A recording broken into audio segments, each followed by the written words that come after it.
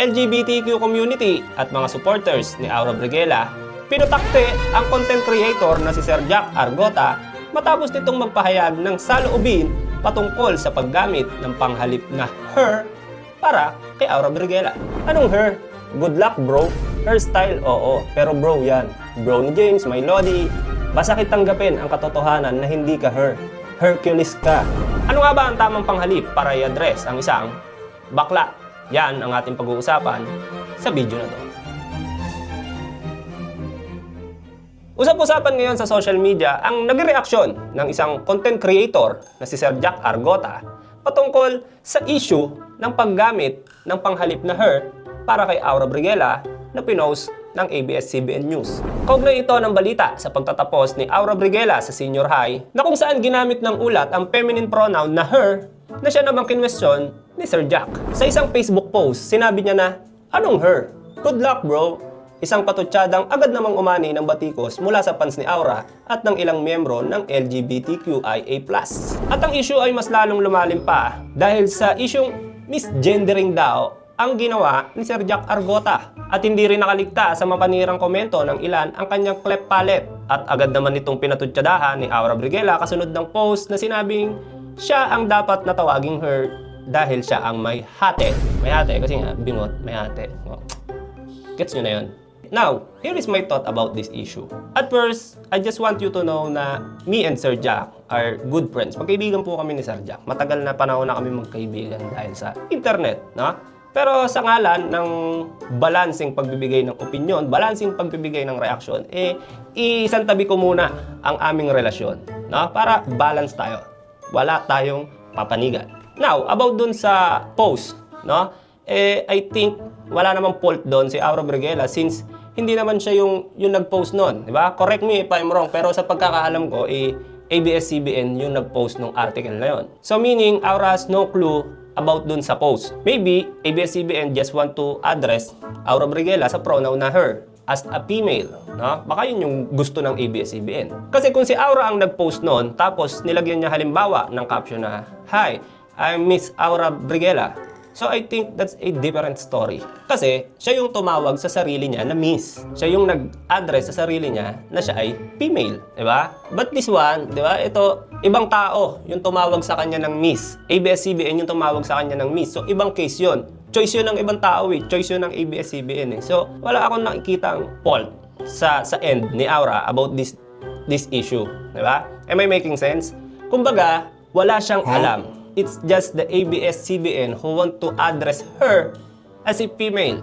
Gets niyo yung point ko? And now, kay Sir Jack naman, I think he's not attacking Aura. He is attacking the thought. And I think kung ibang bakla man, yung nasa picture, like for example, kung si Vice Ganda man yun, si Ricky Reyes man yun, si Boy Abunda man yun, I think Sir Jack, same pa rin yung magiging reaction niya. Hindi lang dahil si Aura Briguela yun. Kumbaga, yung thought, yung inaatake niya. Diba? So, dun ko naisip na he's not attacking the person, he's attacking the thought. You got my point? Ngayon sa mga supporters naman ni Aura Briguela, no, or ng LGBTQ na nagagalit kay Sir Jack, I think you should stop hating the person. No? You stop hating or bashing the person. Kasi, balik ta rin man natin, paniniwala niya yun eh. Yun kasi ang nagiging problema, mga kaibigan, mga kapatid, no, sa LGBTQ.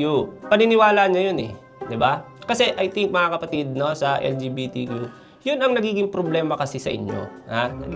Wala akong masamang intention dito. No? I just want to try to enlighten you guys. Yun kasi ang nagiging problema. Ang lumalabas kasi, kapag ka gusto nyo, kailangan lahat ng tao mag-a-adjust sa gusto nyo. Which is hindi mangyayari. Di ba? Kasi ang lumalabas kung ano yung gusto nyo, kung ano yung paniniwala nyo, dapat yun din yung maging gusto at paniniwala ng ibang tao. Hindi ganun yun kasi baka nakakalimutan natin na you are trying to change something na kung saan matagal nang nakasanayan na ng maraming tao. Diba? Kayo yung bumabago dun sa isang bagay na nakasanayan na yan eh. Nakasanayan na yan ng maraming tao sa loob ng mahabang panahon eh. Hindi ganun kadali yun. Diba? Nakikits nyo yung punto ko, hindi ganun kadali yun. Matagal na yang nakasanayan ng maraming tao. Hindi yan ganun kadali baguhin na dahil lang gusto nyo, dapat lahat ng tao mag-agree sa inyo. No. Masakit man pakinggan, no? Kailangan nyo mag-adjust din. Hindi yung lahat ng tao ang mag-a-adjust sa inyo. You need to adjust and you have to respect kung ano yung magiging response ng tao sa inyo. Kasi baka nakakalimutan natin na tayo. Actually, kayo lang pala. Di ako kasali. Ba't ako naging member? Baka kasi nakakalimutan natin, mga kaibigan, na kayo yung humihiling ng pagtanggap. Humihiling kayo. Don't get me wrong, mga kaibigan, ha?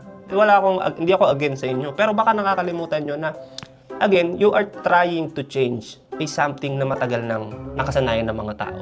Kayo yung humihiling. Humihiling kayo. Saan kayo nakakita ng humihiling na siya pa yung nagmamalaki, siya pa yung galit? Diba? Ikaw pa yung galit kapag ka napahindian ka, humihiling ka eh. Humihiling ka ng karapatan. Nagigits niyo yung punto ko. At kaya mas lalong tumatagal at mas lalong humihirap yung pagtanggap sa inyo ng mga tao. Kasi you are not asking. You are insisting. Ipinipilit nyo yung gusto nyo eh. Tapos pag hindi kayo tinanggap, magagalit kayo. Sabihin nyo, homophobic, misgendered. So, imbis na mapabilis yung process ng pagtanggap sa inyo ng lipunan, imbis na makakuha kayo ng kakampi, na tatanggapin kayo, ang nakukuha nyo pa kaaway. Imbis na pagbigyan kayo ng tao, naiinis pa sa inyo kasi masyado kayong entitled. Diba? Kasi yun yung lumalabas sa kwento eh. Yun ang parang pinapakita nyo na masyado kayong entitled na dahil gusto nyo, kapag gusto nyo, kailangan ibigay sa inyo. That's masyadong entitled yun. Kapag ayaw sa inyo, kapag ayaw kayo, hayaan nyo lang. Respeto nyo yung gusto nila. Huwag nyong awayin.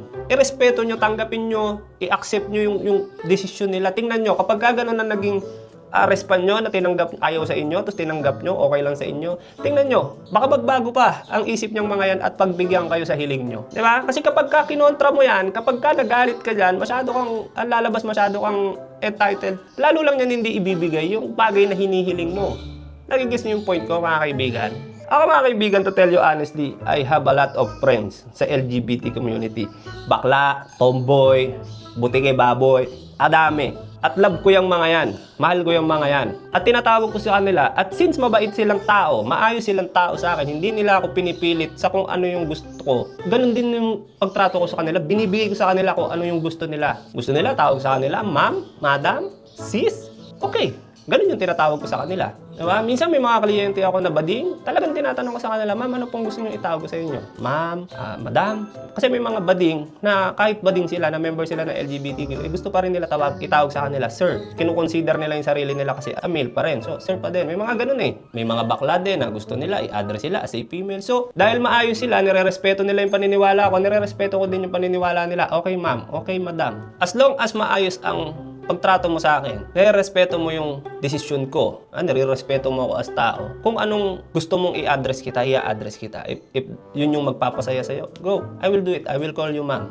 I will call you madam. Miss. Kasi hindi naman mahirap ibigay yun eh.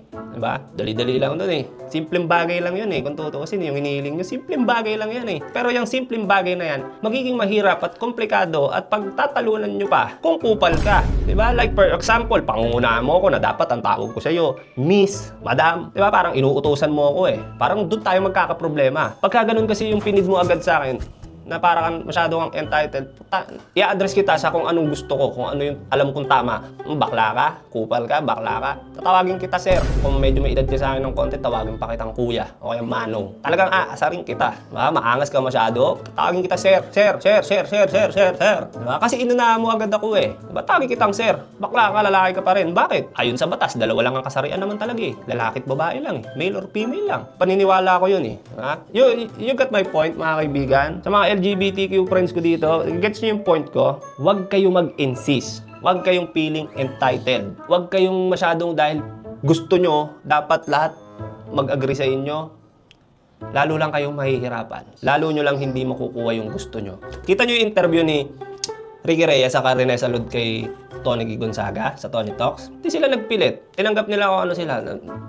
Diba? Hindi sila yung bakla na, no, call me ma'am, call me madam. No, kung ano ang gusto ng taong itawag sa kanila, tatanggapin nila, irerespeto nila. So ngayon, parang mas lalong minahal sila ng tao. Diba? Mas gumaan yung loob ng tao sa kanila. So mas pagmagaan kasi yung loob ng tao sa'yo. Kapag nakita ng tao na nirerespeto mo yung paniniwala nila, irerespeto ka din yan.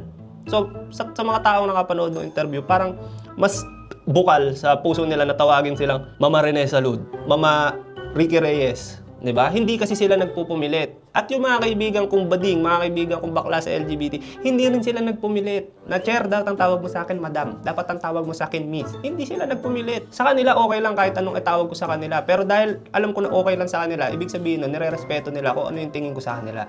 So, para ibalik ko lang yung respeto nila sa akin, bibigay ko na, sige, madam, ma'am. Diba? Nagigets niyo yung point, mga kaibigan. Respect begets respect. Hindi yung ganun kasi kadali. Kahit mag-file kayo ng batas na dapat kapag bakla ka, i-address ka as female, hindi yun ganun kadali. Kahit sabihin mo may batas, meron at meron pa rin tatawag sa iyo dyan ng sir, kuya. Diba? Lalo kung nagpupumilit ka.